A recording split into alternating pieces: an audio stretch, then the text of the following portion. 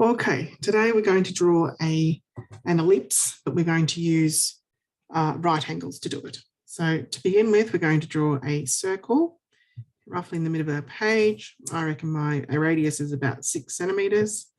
So a nice clear circle. It's a bit hard to see my circle because I only have a light lead. Okay, and what we're going to do is mark a point A over on the side here of the circle. So towards the circumference, I'm going to mark a point A. Then we get our ruler and we draw a number of lines, fairly light lines. Make sure your pencil's sharp, through point A and go all the way through the circumference at both ends. So there, I'm probably drawing a little bit darker than I would if I was doing it in my own book, just so that you can see it more clearly, all the way through.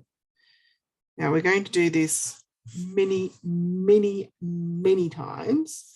The more times you do it, the better the picture you get. So I'm just going to do a smattering around at the moment to see that we're gone all the way around the circle.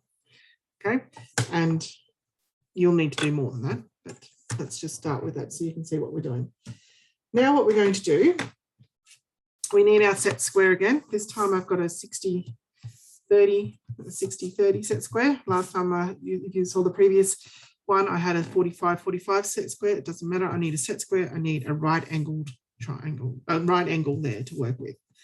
Now, where these lines that I have drawn from the point A going through the circumference, where they touch the circumference here, I want to draw a line perpendicular to where they touch the circumference.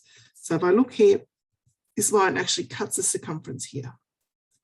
Okay, and now I want a perpendicular line drawn there. So I need to line this up very carefully until it's just right on that point. And now this line can be much darker. And in the end, it's actually probably would be best to go over it in a different color. But let's start off with a darker line. So across there,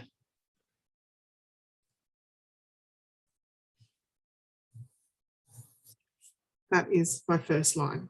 Okay. Now, there's my little right angle. I'll mark it as so. Let's go to the next one. Where does this line cross the circumference? Crosses here. Okay, I want to draw a right angle at the point where it crosses the circumference. So here we go. Put everything lined up very carefully. And I'm going to draw this one much darker.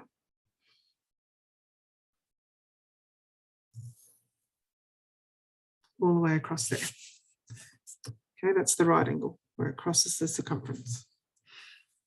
Okay, keep going around. So that was that one. Now this one here, where does it cross the circumference?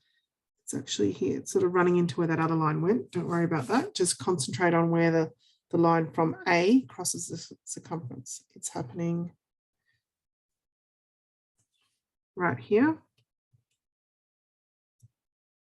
So I'm going to move your set square around once you've got your things lined up. Nice dark line there. Okay, I'm going to keep going. Every time I go from point A, where does that line cross the circumference? And it gets more confusing the more lines you've got on your page. So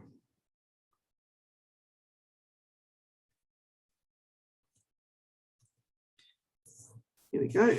Keep going down there. A nice dark line. Okay. So I'm going to show you one I have started before. So we keep going. Here we go.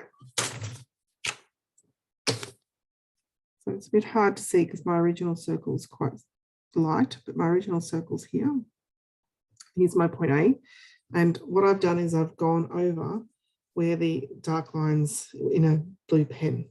And hopefully you can see, and by the way, if you are going to use a pen, you do need to watch for smudging. See, I've moved a ruler over that and I've made a bit of a mess with that one.